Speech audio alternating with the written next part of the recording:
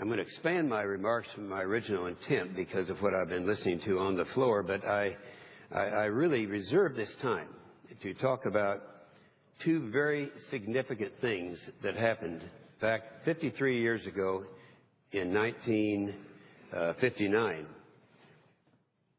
And I have to ask the question as it gets closer and closer to Christmas, why are we here? There's always a lot of theater right before Christmas time.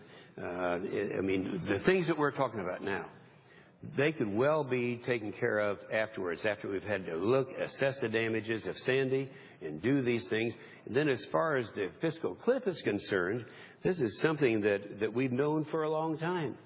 Right now, it just seems like in this body, in the other body down the hall of the House, that they don't want to do anything until it gets right close to Christmas. Somehow maybe people are home and they're watching, sitting with bated breath, wondering what wisdom we're going to extol. And I don't know whether that's true in other states. It's not true in Oklahoma, because I told him this is going to happen. I told him way back before the election, back in October, I introduced a bill. It was S3473. S3473 I introduced that because I knew that what was going to happen. But what we've been talking about here in the last few minutes in the colloquy that I came in and caught the last part of is this Sandy issue of the 60.4. Put the first chart up there. This is always interesting. When a disaster occurs in America and emotions are high, everybody all of a sudden wants to pour money on it. And that is going to be, I've got a timing here. And of course, in this case, $60.4 billion. Well, how do we come up with $60.4 billion? I don't know, but because I wasn't in on that. But nonetheless, the feeling is that there are disasters. I come from Oklahoma. We have disasters all the time. We have our tornadoes. They're very, very serious.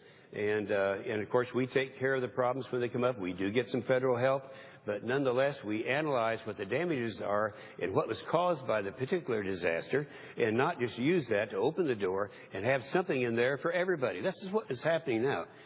$60 billion, and there's something for everyone in there. And that's what we are talking about today. Now, again, we shouldn't be talking about it right before Christmas and use this as an excuse to take us right up to Christmas, and because we don't have time right now to get all the way through and analyze the actual losses that were attributed to Sandy. It was a disaster. I understand that. People lost their lives. They lost their property.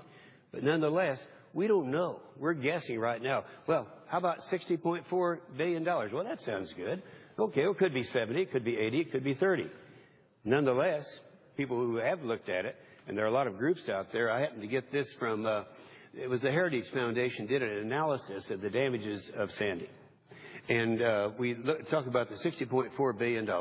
The amount directly attributed to Sandy, according to them, get the study before you criticize it. The Heritage Foundation did the study. It is actually $12.8 billion. That represents the amount the individuals lost as a direct result of this disaster called Sandy that hit tragically our East Coast. Now, but what about the other $47.6 billion? We have a lot of things, $28 billion, for example, Mr. President, they have in there for future disasters. Well, wait a minute. We're supposed to be addressing a disaster that just occurred. $28 billion for future disasters.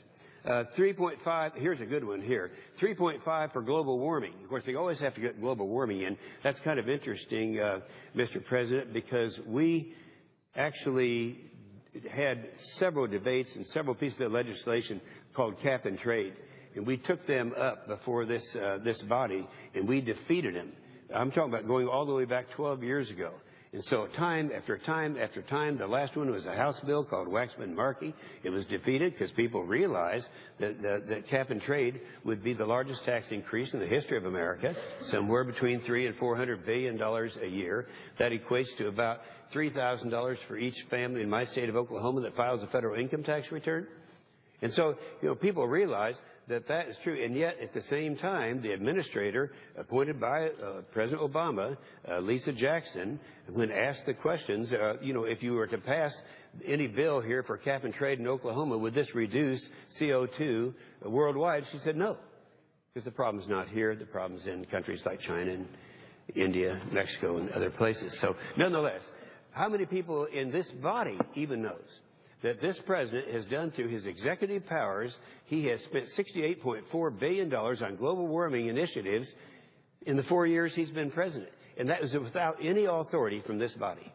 Well, nonetheless, he's got more in this. So here we have this somewhere down here in the red. We have that. Here's another one, $150 million. Now, I was listening to my good friend, Senator from Alaska, and I have a great deal of respect for him. He and I have worked on legislation together, like the Pilots' Bill of Rights and others. But nonetheless, fisheries in Alaska are significant, but they were not on the East Coast. This didn't happen. The last time I looked at a map, that was on the West Coast, not the East Coast. And so it should not be in here. Then we go on to the fiscal cliff. Now, we're all here. Put the other chart up in the fiscal cliff. We're talking about this fiscal cliff that's here. All of a sudden we have to do something about it. How many people realize that we knew this was coming a long time ago? I mentioned my bill, which was S3473, that showed that we don't have to raise the $1.4 trillion. We can raise $2.7 trillion without any cuts to the military. And it's all right there. Look it up. S3473. Now, months later, right before Christmas, we get up here and say, oh, trauma's set in. We're all going to, it's going to be a disaster. And so we are going to have to come up with $1.4 trillion. How many people realize that this president, and this is not the Democrats, not the Republicans, not the House, not the Senate. It was the President of the United States in his budget. There's 4 budgets he had in his 4 years.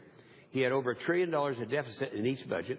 If you add up all of his deficits, this is what the president gave us now. Is again, it wasn't the Democrats, Republicans, the House, and the Senate. This was his budget that he drafted and he signed. It had $5.3 trillion of deficit in it. That's more deficit, Mr. President, than all budgets of all presidents combined since George Washington. And nobody cares. You say this out, well, they shake their head and they don't know, they don't seem to care. He said it, so it must be all right. So now, after this president has taken out given us $5.3 trillion of deficit, now all of a sudden he did that in 4 years, but in 10 years we can't even come up with $1.4 trillion. It's easy. We could do it.